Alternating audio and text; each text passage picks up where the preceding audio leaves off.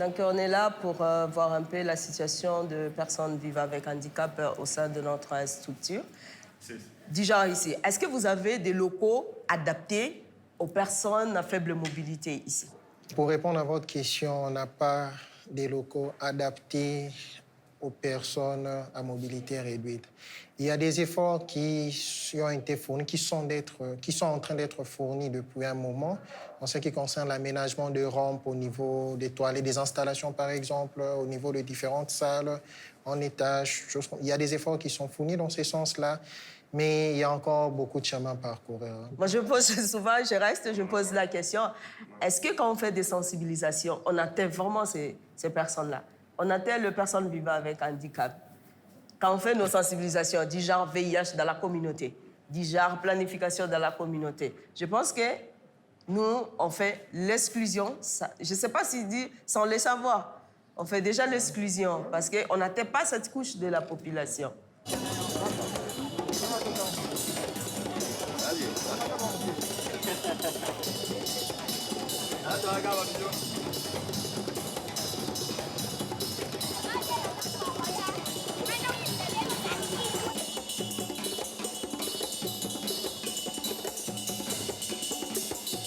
Moi, je suis de Kisangani. Ici, je suis en mission. Je suis venue travailler à Kinshasa. En ce qui concerne mon handicap, j'ai été atteinte de la poliomyélite à l'âge de 3 ans. Et mes parents ont tout fait. Ils ont tout fait. Ils m'ont amené chez le médecin, ça n'a pas marché. Ils m'ont amené chez... On est allé plus loin même, chez le féticheur, ça n'a pas marché. À l'église, ça n'a pas marché. Mais... Je me suis habituée à ça. J'ai accepté ça depuis le bas âge jusqu'à maintenant. Et concernant ma vie professionnelle, je dirais que ça ne m'a pas empêchée. Moi, dans ma vision, c'est vraiment... J'ai eu la passion, en tant que personne vivant avec handicap, d'aider aussi les autres. Dans ma ville, j'étais la vice-présidente d'une association de personnes vivant avec handicap, déjà quand j'étais étudiante. Et quand j'ai fini les études, ce qui est curieux, directement, j'ai commencé avec MSF. Pendant une intervention de garde de 6 jours en 2000.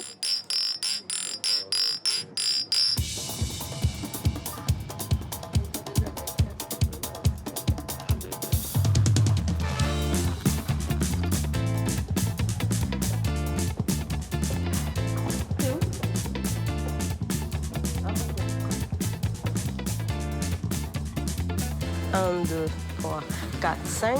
Il faut enlever la dernière table pour laisser l'espace de passage de gens. Parce que certains ont des chaises roulantes. Coucou! Maman Thérèse. Ça va? Donc, ouais. Là, c'est mieux.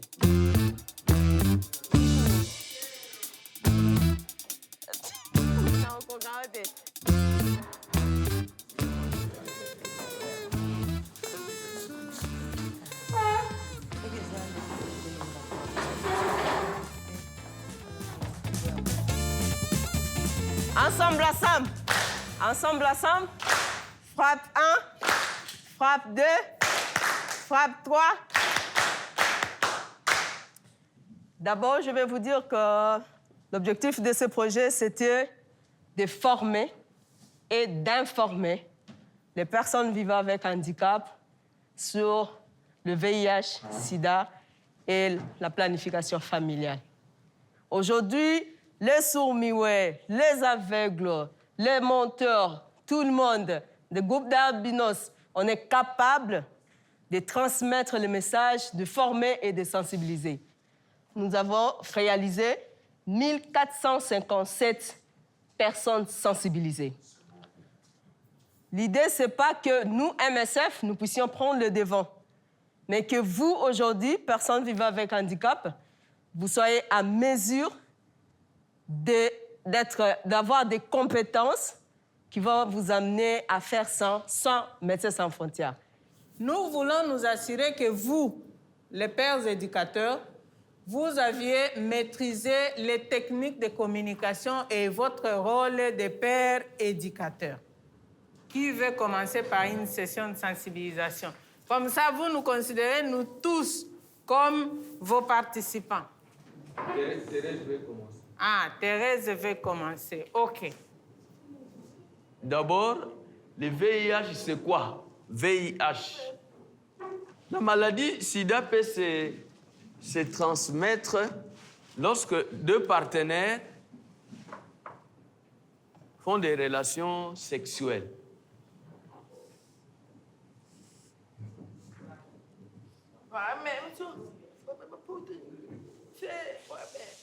Donc, moi-même, comme il ne sait pas porter, je vais lui apprendre et je l'aide à porter ça correctement. Voilà.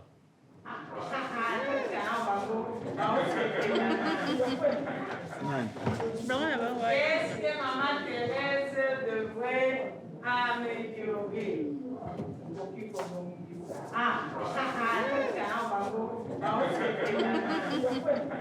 Maman Thérèse, tu as bien fait ta session. Le temps était bon. Seulement, moi, j'aimerais te rappeler ceci. Quand tu fais ta session avec ta boîte à images, il ne faut pas rester devant. Il faut bouger pour que les gens voient les images. Et enfin, les préservatifs. Il n'y a jamais eu de pénis ici. Non, toi, tu veux, le pénis, normalement, il est ici, mais toi, tu l'amènes là. Qu'est-ce que les gens vont apprendre? Alors, si vous faites une démonstration du port du préservatif, je vous en prie, pour vous tous aussi, mettez le pénis là où il doit être. À défaut, vous pouvez même faire ça. Ce n'est pas un problème. C'est ça, c'est ici où se trouve le pénis. Non, vous ne pouvez pas exhiber votre propre, c'est sûr. Papa. Donc ça, franchement, je vous dis, c'est très important. Les mots à sa place, les termes à leur place, les gestes à leur place. Merci beaucoup. On peut encore applaudir Maman Thérèse.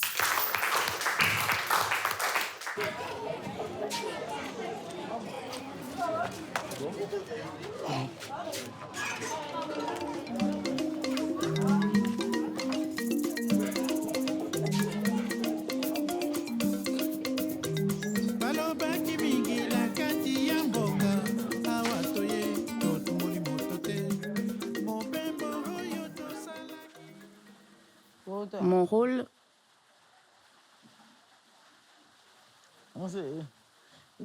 tout d'abord, c'est de former à l'éducation à la vie, de sensibiliser les personnes à la maladie. Je suis devenue une sachante, celle qui sait.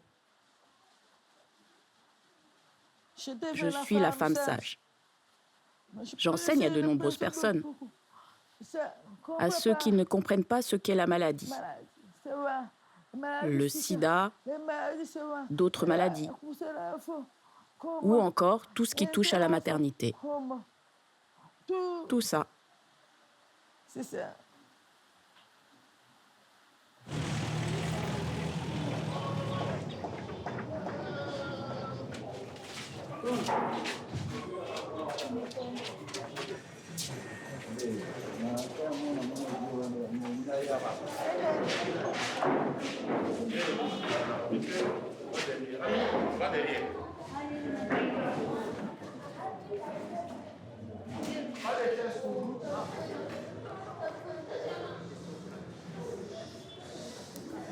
Ba méthode nini eko tokozwila maladi.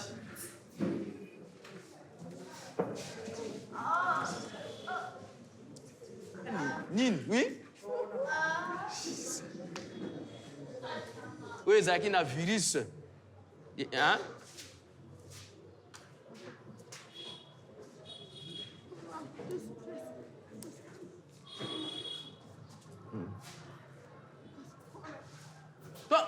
Awa, okopesa bato nombre mpe incalculable okoyeba te na kaboli yango na bato boni mpo eza virus ezomonana te.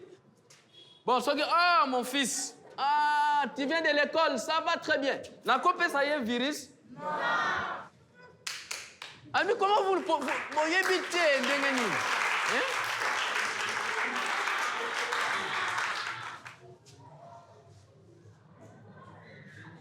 On va te répondre. Pourquoi? Parce que c'est un problème vrai.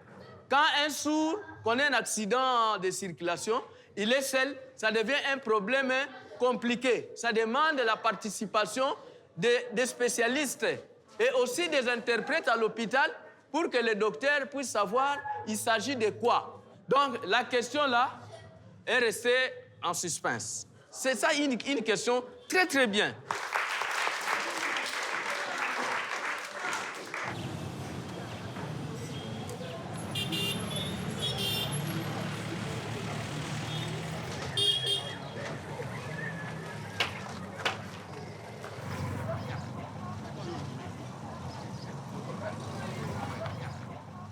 Au Congo, on a 13% de la population de personnes vivant avec handicap.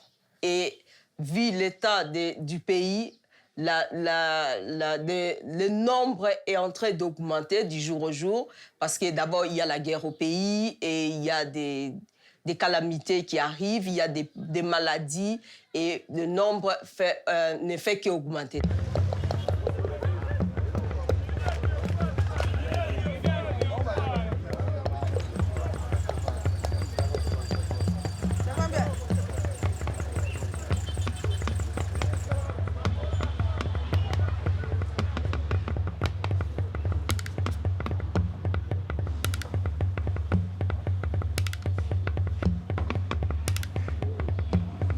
Et comme vous êtes le président en République démocratique du Congo, qu'est-ce que vous avez comme information par rapport à l'accessibilité aux soins, par rapport à l'action humanitaire volée les sourds-muets ou les handicapés?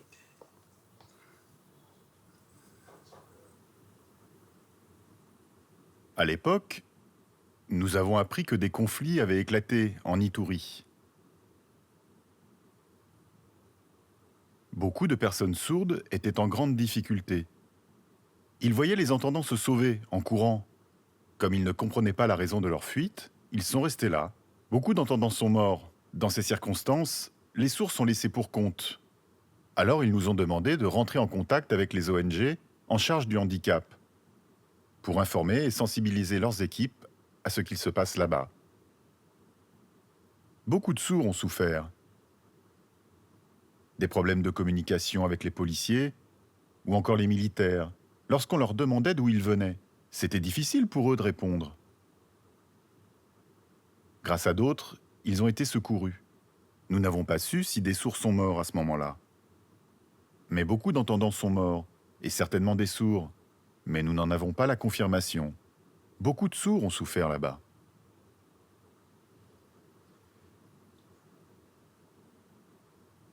Nous avons appris que Médecins sans frontières avait apporté son soutien dans les provinces de l'Est, dans les camps de déplacés lors de la distribution de nourriture et de matériel de soins.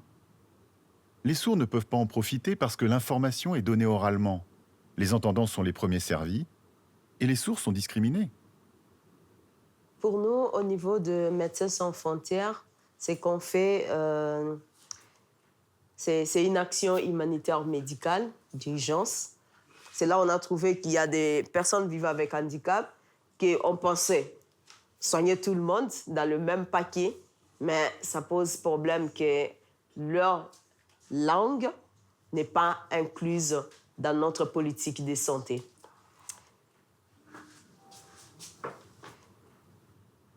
Au sein des MESEF, vous parlez plusieurs langues. Vous, Maman Louise, vous connaissez le français.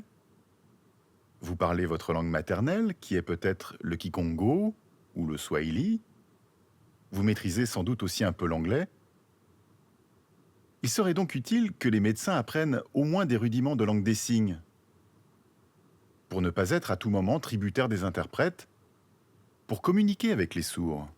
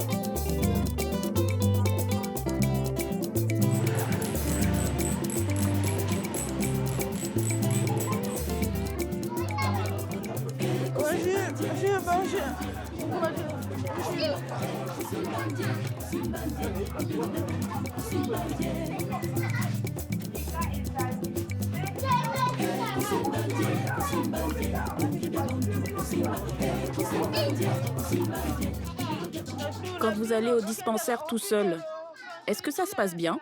Est-ce que c'est facile? C'est difficile. Moi, j'y vais avec ma maman. Comme il n'y a pas d'interprète, c'est elle qui répond au médecin. Je ne comprends rien à ce qu'ils disent. Le médecin demandait à combien de mois de grossesse j'étais. Ma mère a répondu que j'étais à 4 mois. Mais je ne comprenais toujours pas. J'ai demandé à ma mère de me répéter ce qu'il disait et j'ai compris en lisant sur ses lèvres qu'il voulait savoir à combien de mois j'en étais. Je lui ai alors dit que je devais être à peine à 2 ou 3 mois. Il était surpris parce que c'est pas ce que lui avait dit ma mère. Même avec le soutien de ma famille, je ne comprends pas. Sans la présence d'un interprète, je ne peux rien faire. Je ne sais même pas comment la personne s'appelle. À la fin de la consultation, je n'en savais pas plus. Ça, c'est bien dit. Et toi? C'est difficile. Si je n'ai pas le soutien de ma famille, je ne peux pas y arriver toute seule. Mais à l'hôpital, on te propose une aide? Oui, il faudrait de l'aide. J'en aurais besoin, mais il est impossible d'avoir un interprète. Alors c'est ta mère qui t'aide, à l'hôpital. Oui, pour mon opération, elle était là, c'est tout. Et toi?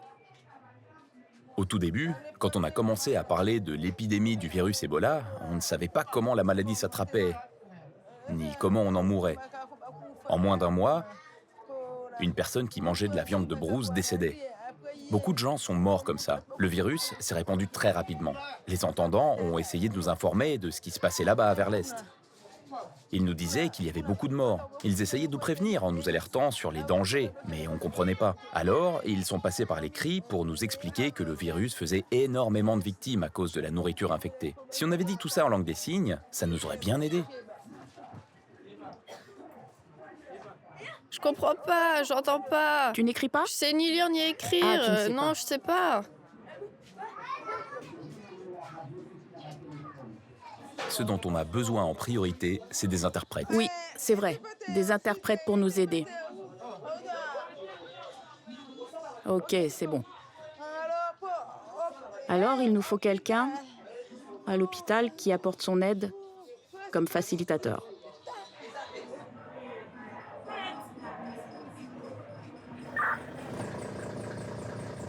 Base notée B18 quitte en position pour tour de centre avec Maman Louise.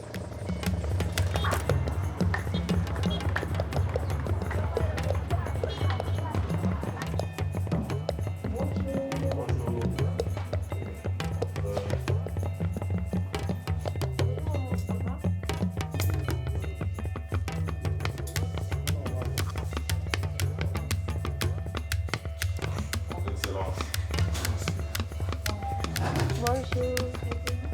Merci.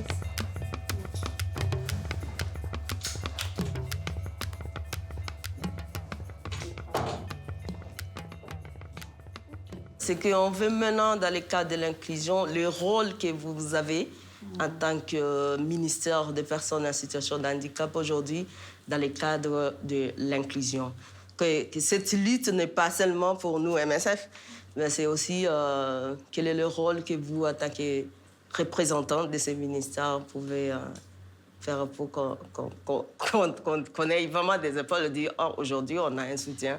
On est avec les humanitaires parce que nous sommes en train de vouloir publier dans le mois à venir ici le rapport initial sur l'état de mise en œuvre de la Convention internationale sur le droit des personnes avec handicap. Je crois que c'était un début de pouvoir mettre sur, disons, au centre de la discussion de l'action humanitaire, les personnes avec handicap. Parce qu'avant, ça se faisait de manière vague dans la globalité. Quand on dit vulnérable, on prend tout le monde. Mais là, nous les avons amenés à focaliser un peu d'attention sur le handicap parce que tous sont des vulnérables, mais ne souffrent pas de cette vulnérabilité de la même manière. L'initiative de l'inclusion a été votée en 2016 chez MSF. Mais de 2016 à aujourd'hui aussi, on n'avait pas vraiment mis en place l'inclusion. C'est avec le projet de la RDC que tout le monde va s'appuyer là-dessus pour avoir des éléments pour présenter au monde au niveau humanitaire, au niveau des MSF, voilà, on peut faire quelque chose.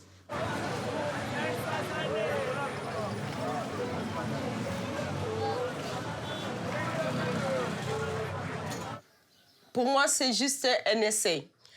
Bon, on a fait le projet pour montrer au monde que c'est possible de le faire. Et d'ailleurs, c'est possible de mieux faire.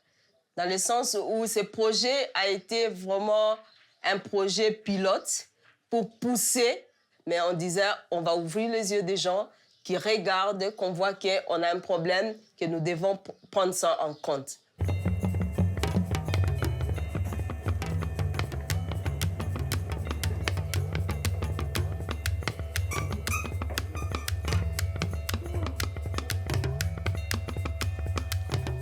Et Patrice, je sais que du point de vue peut-être stratégique sur le plaidoyer ou lobbying, comment on fait pour bouger des choses? Moi, au début, j'avais des réactions, mais enfin, évidemment, on n'exclut personne, et certainement pas les personnes en situation de handicap. Est-ce que vous êtes sûr que vous ne les excluez pas sans le savoir ? Donc ça, c'était un peu la première étape stratégique.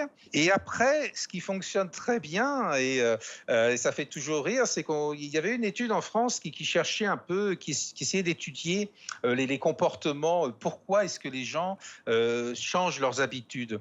Pourquoi est-ce qu'on va aller mettre nos ordures dans la bonne poubelle, en fait ? Donc, ce qui était ressorti de cette étude, c'était que le premier facteur de motivation, c'est ce que fait votre voisin. Ce n'est pas tellement des grands messages sur changer le monde. On va faire quand même comme les autres font, parce que c'est probablement la bonne chose à faire. Et c'est là où justement ton projet est très important, parce qu'on peut le montrer comme étant, tiens, ça c'est un exemple, les autres, tenez, regardez, Louise, elle l'a fait, quoi. Et donc, il suffit de faire pareil maintenant, quoi. Donc pour moi, c'est vraiment un effet boule de neige jusqu'à ce que ça devienne la norme.